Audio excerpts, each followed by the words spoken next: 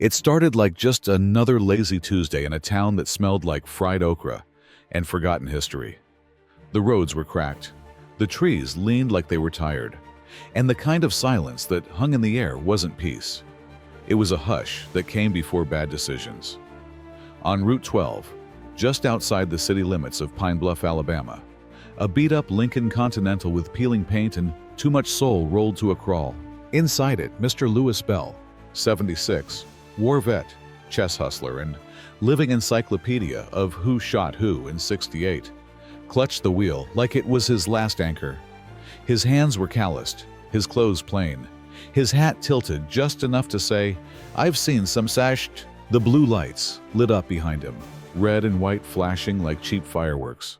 And Louis sighed deep from his chest, not fear, not even surprise, just the heavy, aching breath of a man who's been through it all and knows trouble when it taps on the window. The cruiser pulled close, and out swaggered Officer Tyler Knox, 28, freshly cocky, and the kind of white boy who thought the badge made him invincible. His partner, Sanchez, was just a whisper behind him, grinning like this was the beginning of a good old story he'd tell over beer. "Old-timer must have mistaken the stop sign for a suggestion," Knox snorted, hand on his belt like his Glock needed backup. Sanchez laughed. "Or maybe them cataracts finally caught up." Louis didn't flinch, didn't blink, just looked straight ahead like they weren't even there. "License and registration, Gramps," Knox said, tapping on the window like it owed him money. Louis rolled it down slow, real slow, like every inch was a statement. "Is there a problem, officer?" Knox leaned in, eyes scanning the inside like it was a drug den instead of an old man's world. "Problem? Nah. Just making sure Alabama's finest are keeping the roads safe from folks who can't drive 10 miles without forgetting what a brake pedal is." Sanchez laughed again. Louis handed over his papers without a word. Knox snatched them, eyeing the name. "Louis Bell. Huh. This car yours, Mr. Bell?" "It is." "Funny. Don't see many folks your age still behind the wheel. I mean, what's the retirement age for common sense these days?" Louis turned his head, slowly, eyes sharp, voice steady. "You pull everyone over who doesn't drive a Tesla, or just the ones you think won't fight back." For a split second, Knox's smirk twitched. Just enough. But then it came back, sharper, meaner. "You got a mouth on you, Pops," he said. "And it's moving awful quick for someone who should be saying yes, sir, and keeping quiet." Sanchez wasn't laughing now. He was watching the way Louis stared. Not with anger, not even with defiance, but like he already knew how this story ended, and was just curious which version these boys would play.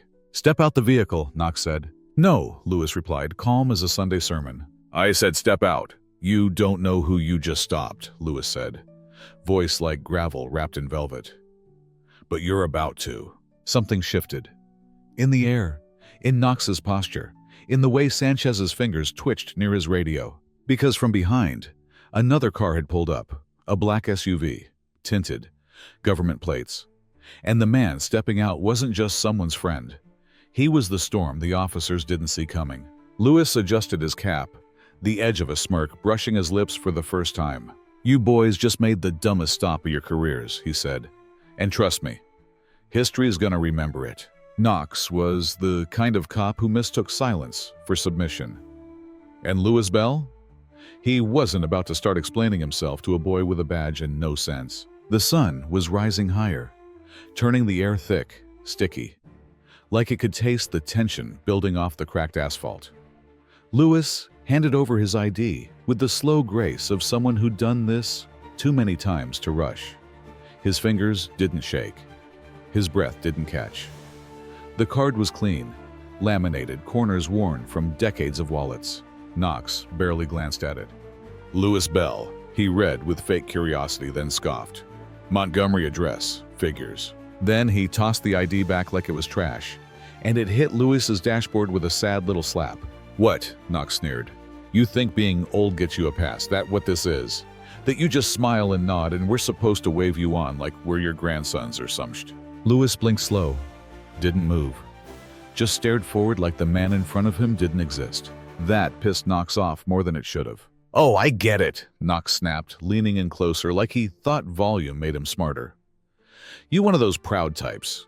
Think you're better than us because you fought in some war 100 years ago? You think you've earned some kind of immunity?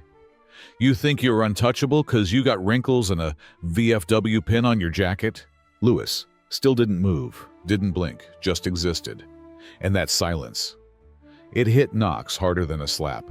Sanchez shifted behind him. "Yo, man," he muttered low. "He's not doing anything. Maybe we just—" "Nah," Knox cut him off. "I know this type. Fake respectability.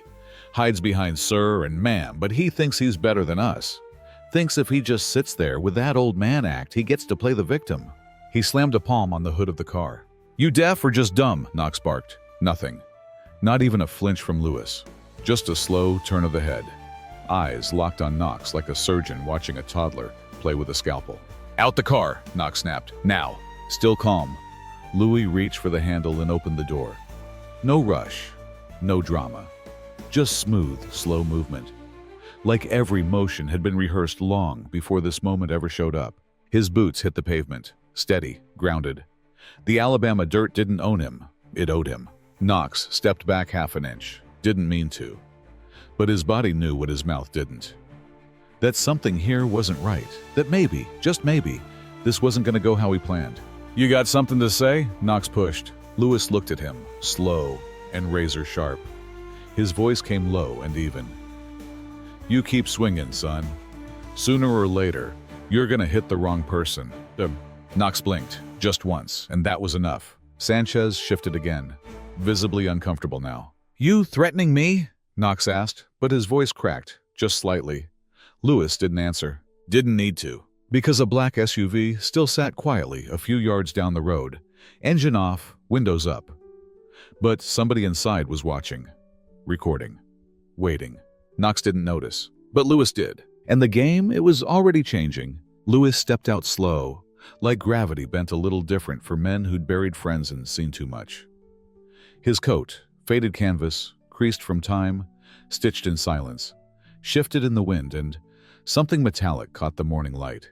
Just a flicker. A glint of something tucked near his belt. Not a weapon. Not a threat. But shiny enough to draw an instinctive twitch from Sanchez, who reached toward his sidearm without even thinking. Knox didn't flinch, didn't care. "Let me guess," he said, voice oozing sarcasm. "Too slow to walk, too blind to drive?" Lewis didn't answer. He just closed the car door behind him with a soft click that sounded more final than a slammed gavel. That silence again. It sat heavy in the air, waited. Like the space around Louis wasn't empty. It was full of something ancient. Something that didn't scream, didn't threaten. Just watched, waited. Like a storm that chose when to fall. Sanchez's fingers eased off his holster. His brows furrowed. Something about the old man's presence. It was off. Not like dangerous off. Like wrong vibe off. Like you're poking something that might have been sleeping for a reason kind of off. Knox, oblivious as ever, stepped closer. "You just gonna stand there like some mute statue? Say something, explain why you're crawling around back roads like you don't got a damn care in the world. Why you look like you just walked off a porch in 1963. Still, Lewis didn't speak. And that's what started to crack the rookie partner open. Because the guy wasn't scared. He wasn't mad. He wasn't even annoyed. He was patient. And patience in a man like that was worse than anger. That was surgical. "Bro," Sanchez muttered, his voice low, "something feels off." "What feels off is that this guy thinks he's above us," Knox hissed. "He thinks we're clowns." Sanchez shook his head. "No, man, he hasn't moved, hasn't twitched. You don't feel that." Knox looked at him like he was crazy. But then, the old man finally turned his head. Not fast, not slow. Just enough to lock eyes with Sanchez. And in that second, that one damn second, the rookie felt it in his chest. Not fear, not threat. Power. Not the kind that kicks in doors or pulls rank. The kind that stands still and lets the world fall apart around it. Because it knows it doesn't need to lift a finger to win. "What the hell is that thing on your belt?" Knox barked, finally pointing toward the shiny glint. Lewis didn't answer. But Sanchez stepped forward just slightly. Yo, wait, I think that's a service badge. That's military." Knox squinted, leaned closer. The glare from the morning sun had bounced off a polished silver star. One of the highest damn honors you could get in combat. And this man wore it like it was just another layer of dust on his life. Holy sh! Sanchez whispered. Knox didn't care. I don't give a damn if he's General Patton, he snapped. You don't play the war hero card when you're breaking traffic laws. Sanchez flinched, like he'd just heard blasphemy in church. Dude, you don't talk to someone like that. I'll talk however I want, Knox snapped, stepping in Lewis's space now. You think a few medals give you permission to act like the rules don't apply? Lewis blinked, finally spoke. His voice was dry, barely above a whisper, but it cut clean through the air. I earned every second I take on this earth. Can you say the same, officer? Sanchez stepped back. Knox clenched his jaw.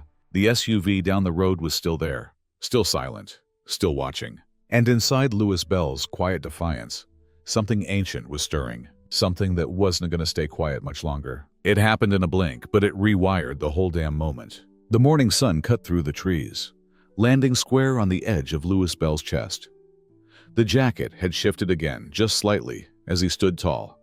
And there it was, unmistakable even to eyes that didn't deserve to see it. A round, gleaming burst of gold and light blue silk ribbon. Not a badge, not a pin, not a souvenir. A Medal of Honor. For half a second, Knox didn't process it.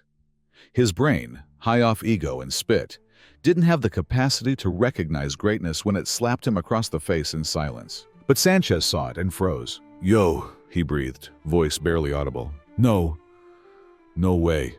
Knox squinted, then leaned closer.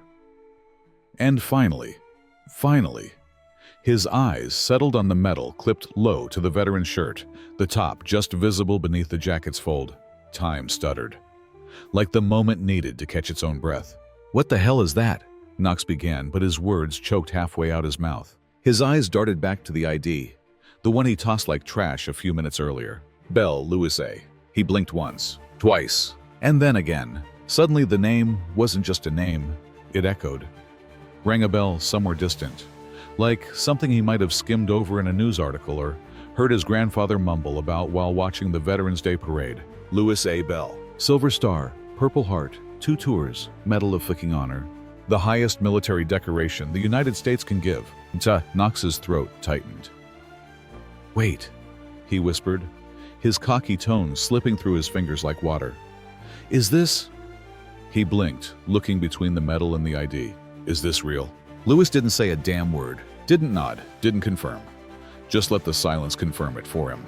And that hit harder than any answer could have. Sanchez took a half step back. The color had drained from his face. This wasn't just an old man anymore. This was American history, flesh and blood, standing on cracked asphalt with dignity no uniform could grant or strip away. Jesus Christ, Sanchez whispered. I read about you. Fallujah, right? The ambush? You dragged 2 men out under fire. Still, Lewis didn't respond. He didn't need to. The medal did all the talking. And now, Knox looked like a little boy who'd been caught spray painting a church. Why the hell didn't you say anything? Knox muttered, more to himself than to Lewis. Finally, Lewis moved, just slightly, chin tilting toward him. Didn't think I needed to, he said calmly. I figured the uniform you're wearing meant you'd know how to recognize honor when you saw it. And just like that, Knox shrunk. He didn't know where to put his hands. Couldn't meet the old man's gaze. Couldn't stop blinking. Couldn't breathe right. Because everything he'd built, his swagger, his authority, his I run this town attitude, it cracked wide open under the weight of that little blue ribbon. And he wasn't the one holding the power anymore. The one with power had always been standing right there. Quiet, watching, waiting. Across the street, the quiet snapped like a twig. She hadn't meant to stop. Just happened to be walking her dog, earbuds in, iced coffee sweating in one hand. But something in the way those 2 cops hovered around the old Lincoln made her freeze. It was the tension, thick, unnatural, like the air before a tornado. She hit record. The red circle pulsed on her phone screen as she zoomed in. The moment came into focus. 2 officers, clearly on edge. One of them, young, sharp jawline, too much testosterone, and not enough wisdom, was stammering. His partner? Statuesque, frozen, like a man watching a ghost step out of a grave. And between them, that man, that old man, The one with the soft denim coat and a face carved by time. She gasped. "Holy shit, that's James Ellison," she whispered to herself, nearly dropping her coffee. Her granddad used to talk about him. "That man don't talk much," he'd said once. "But when he do, the room listens." Said Ellison saved lives overseas, then came back to get ignored like most black veterans in the South. No parades, no street signs, just silence. But she remembered, and now she was filming. On screen, Officer Knox looked like a kid who'd just realized he'd kicked the wrong damn door in. His voice cracked again, caught on a mix of fear and confusion. I didn't know who you were." Sanchez didn't say a word. He was barely breathing. His eyes were locked on the Medal of Honor like it was glowing, like it might burn him if he blinked wrong. Then, finally, Ellison spoke. Just 4 words, calm, deep, like gravel dragged over steel. "You boys serve?" It wasn't a challenge, wasn't an insult, but it dropped like a sledgehammer. Sanchez swallowed hard, his voice small. No, sir." Knox stared at the ground. "ROTC, couple semesters, that's it." Ellison just nodded. Slow, thoughtful, like he wasn't surprised. "You wear the uniform," he said, voice steady, "but you never learned what it means to bleed in it." The girl, filming, sucked in air. Her phone trembled in her hand. You could feel it. This wasn't a traffic stop anymore. This was a reckoning. "Sir," Sanchez said quietly, we didn't mean—" "I believe you," Ellison said. "Doesn't make it right." Knox stepped back, his mouth moving, but no sound coming out. The weight of realization was caving in his chest. Behind the camera, the girl was already uploading the video. Caption: "Local hero disrespected by officers. Medal of Honor. This is James Ellison." She didn't even tag it, didn't need to. The algorithm was going to eat this one alive. By the time the first 30 seconds hit social media, the views were climbing faster than Knox's panic. Across the street, Ellison looked them both dead in the eyes. He wasn't angry. He wasn't even disappointed. He was done. "You boys should think real hard about who you're talking to and who's watching." And just like that, the power flipped. Knox's radio buzzed on his shoulder, but he didn't reach for it. Because for the first time, he realized he wasn't in control. He'd never been. First, it was just the girl across the street, phone held high, eyes wide like she couldn't believe what she was filming. But word spreads fast in a small southern town, especially when it smells like drama, scandal, and a fallen hero all rolled into one.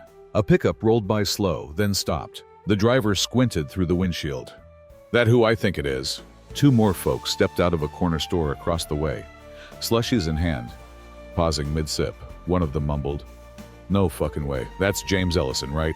Within minutes, a half circle of curiosity had formed, as if the whole damn town just remembered something it had been trying to forget. Whispers rippled like wind through wheat. "Yo, is that the guy from the paper, back in the day? I heard he pulled 3 men out of a burning convoy in Nam." "Nah, bro, 4, and he had shrapnel in his leg the whole damn time." Didn't they give him some kind of medal? The medal. More eyes, more phones, and just like that, the air was electric. Knox's jaw locked.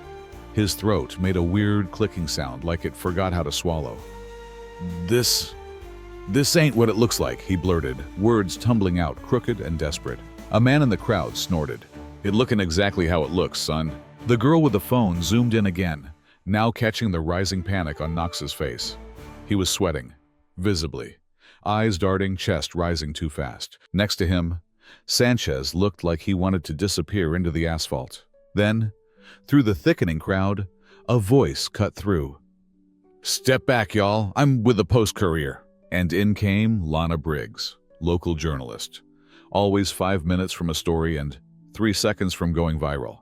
She was short, black, fierce, and her camera was already rolling before she even finished crossing the street. "What we got here?" she asked, tone casual, but her eyes were lasers. The crowd parted just enough for her to see, and when her gaze landed on the medal on Ellison's chest, she froze. Just for a beat. "Holy shit," she whispered, before turning to camera. "Charleston, you're not gonna believe who just got disrespected on the side of the damn road." Knox stepped forward like he could control the story.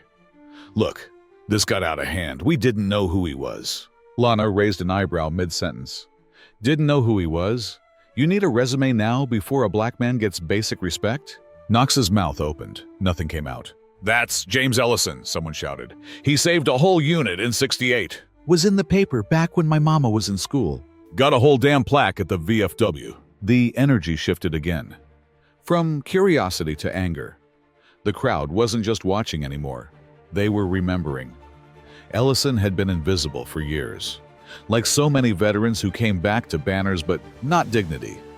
But now they saw him. And more importantly, they saw them. Knox reached for his radio, fumbling with the buttons like it could save him. "Dispatch, we got a situation on Route 12. Ellison just stood there, still as ever, like a mountain letting ants scream at its base. Lana turned the camera back to him. "Mr. Ellison, do you have a comment?" He looked past her, eyes scanning the crowd slowly. Then his voice came low and measured. "I fought for this country. I bled for it. And I came back to streets where the war never stopped, just changed uniforms." A hush dropped like a bomb. No one moved. And Knox? He just realized the internet was about to chew him up and spit him out, one frame at a time. The wind held its breath. Knox's radio buzzed, then went quiet.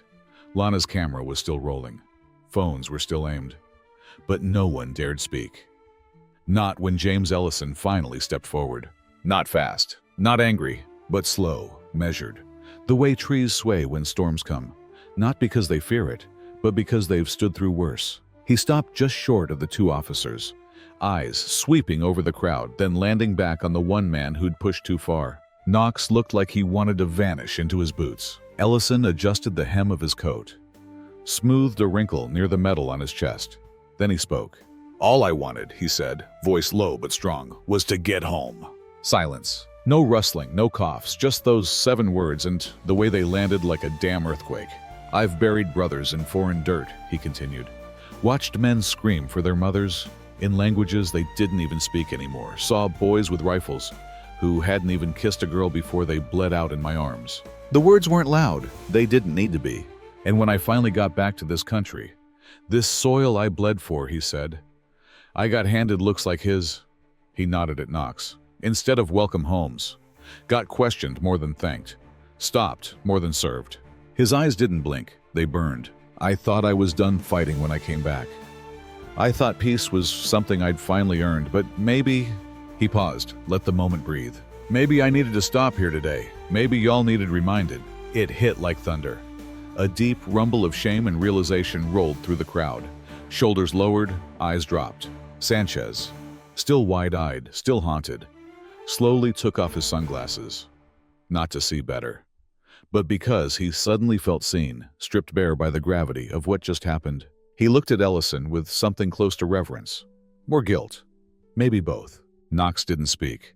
Couldn't. His mouth opened, then closed, like a fish tossed on dry land. No badge, no training, no policy could clean up the mess he'd made. Ellison turned toward him, calm as a man who'd already lived through hell. "You asked if I was deaf or dumb," he said, voice a notch sharper now. "Boy, I've heard more than you ever will and survived things your little ego wouldn't last 10 seconds in." Knox winced, not from the volume, but from the weight. "And let me teach you something, officer," Ellison added, taking one step closer, toe-to-toe now. "Real power? Don't need to shout. Real power just stands and watches boys like you dig your own graves with your mouth." The crowd didn't cheer. They didn't need to. They felt it. That was enough. Lana slowly lowered her camera, visibly moved. The young woman who first filmed wiped a tear she didn't even realize was falling. "And Sanchez?" He looked down at his badge like he wasn't sure he deserved it anymore. Then Ellison turned. Not with anger, but with the kind of peace that only comes from knowing you won, without ever raising a hand. "You all be good to each other," he said softly. "Some of us fought for that." He walked back toward his car. Same calm steps, same slow rhythm, and not a single soul dared stop him. Because now, every person on that street knew exactly who the hell James Ellison was. And more importantly, they knew who they were too. By nightfall, the internet was on fire. The video, barely 2 minutes long, hit Twitter like a lightning strike. The caption was simple, but sharp.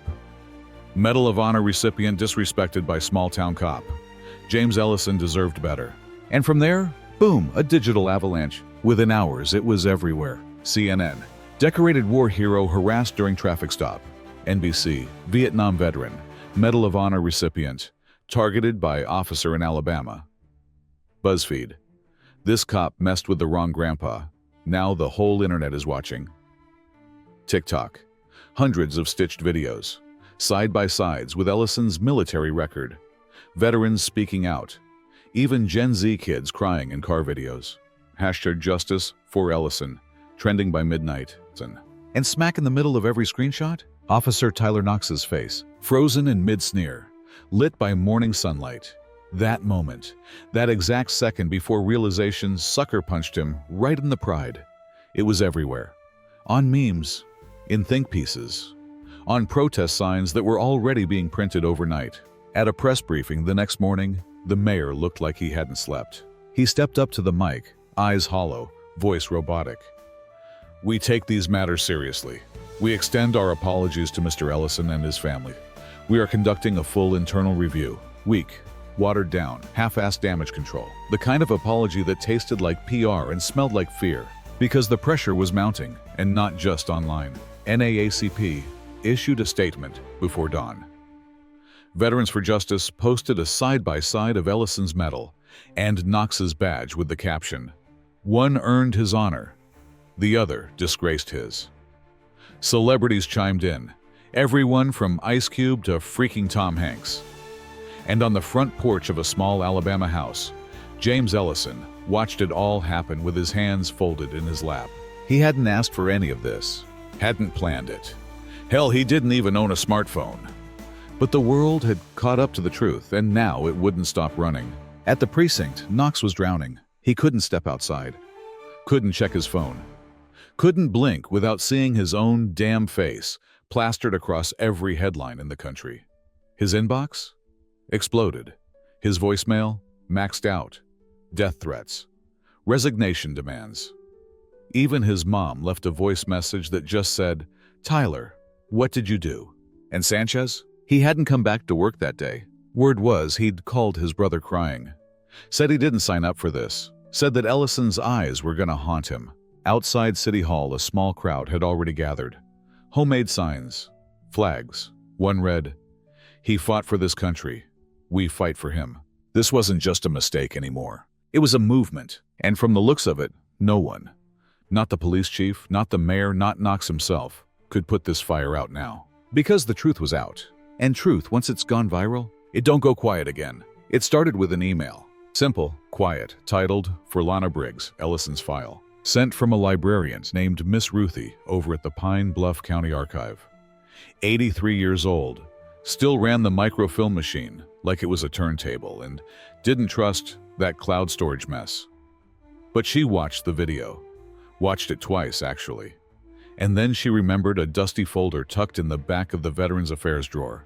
A folder no one had touched in decades. She scanned it page by page, then she sent it. Lana opened the file on her laptop in her apartment at 2 a.m., lit only by the soft blue of the screen and the glow of a storm rolling in over Charleston.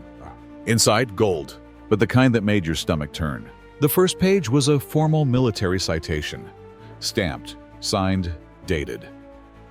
James Arthur Ellison, Medal of Honor for Extraordinary Bravery Under Fire, Republic of Vietnam, 1968. She scrolled. Next, a grainy black and white photo. Ellison, barely older than 20. Blood on his fatigues, holding two men by the shoulders as a chopper kicked up dust behind him. Below it, a typed note. Award to be mailed via U.S. Post. No formal ceremony scheduled. May led deed. Not delivered with honor. Not presented on a stage. Just tossed into the system like another shipment of paperwork. No ceremony. No parade. No city council resolution. No key to the city.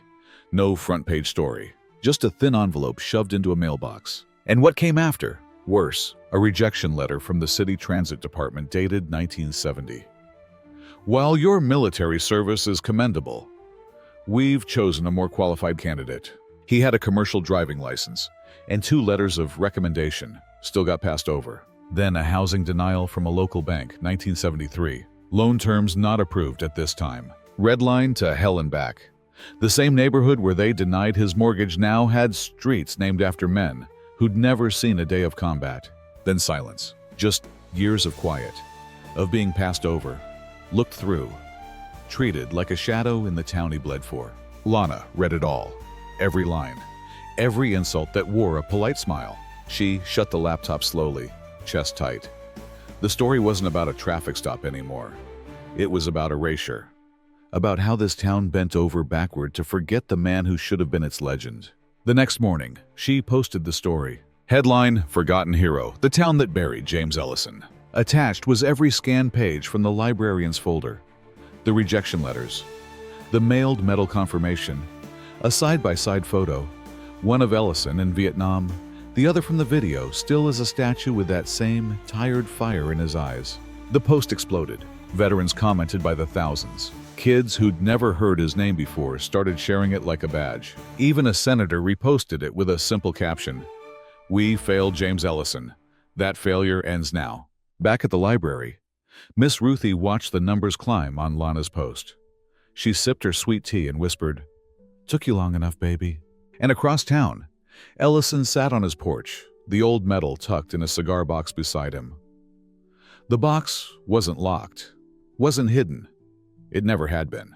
The world just hadn't bothered to look. Until now. They called it a march, but it moved like a memory being rewritten in real time. Organized by local churches, veterans groups, and civil rights orgs, the protest was set for Sunday. Noon, straight through the heart of Pine Bluff. A town that once tiptoed around its sins now had no choice but to walk straight through them. They asked James Ellison to lead. At first, he said no, not because he was scared, not because he was bitter, but because he was tired. Tired of being paraded when it was convenient, tired of having to carry what everyone else refused to see. "I've done my marching," he muttered, sitting on his porch, medal still tucked in that same old cigar box. "Ain't looking to be anyone's symbol." But Sunday came anyway, and the streets were filled. People of every kind. Old folks who remembered when buses had separate seats. Young ones with loud voices and louder hope. Veterans in full dress uniform. Kids on bikes. Families holding hands. Signs everywhere. Some sharp, some simple. One woman held one that read, "History isn't silent, it was silenced." But it was the kid that did it. Maybe 7, maybe 8. Thin arms holding a cardboard sign painted in blue streaks and wobbly letters. "Teach us right." He wasn't chanting, wasn't waving, just standing still in the front row, eyes wide, staring at the man on the porch. James Ellison looked back, and something shifted. Not big, not dramatic, just a pull. Quiet, but strong. Like gravity had changed directions for a second. He stood up, walked inside. When he came back out, he wasn't holding the box. He was wearing the medal. The crowd noticed. Gasps, then cheers. He nodded once, just once, enough. And the line split open for him. He stepped onto the road, every footfall steady, like he was walking into battle again. But this time, the weapon was truth. The armor was memory. And the mission? Making damn sure no one forgot again. He took his place at the front. The young boy's eyes lit up like someone had handed him the future. Lana Briggs, camera in hand, caught the exact moment Ellison reached down and gently tapped the edge of the boy's sign. "Good words," he said, and then he started walking. No police escort, no political platitudes, just steps rhythmic, measured. A sound like history, breathing again. People joined behind him, hundreds, then more. They didn't chant at first, didn't need to. Their presence was the message. Ellison didn't wave, didn't smile, but he walked. Down Main Street, past the bank that denied his loan. Past the bus depot that once told him to use the back entrance. Past the courthouse where his name had never been spoken until this week. And this time, nobody looked away. People came out of barber shops, deli counters, corner stores. They stood on sidewalks, pressed palms to glass. Some cried, some clapped, most just watched, stunned into reverence. Because this man they forgot, dismissed, buried in silence, was now leading a movement with nothing but a medal on his chest and history in his stride. By the time they reached City Hall, the march was miles long.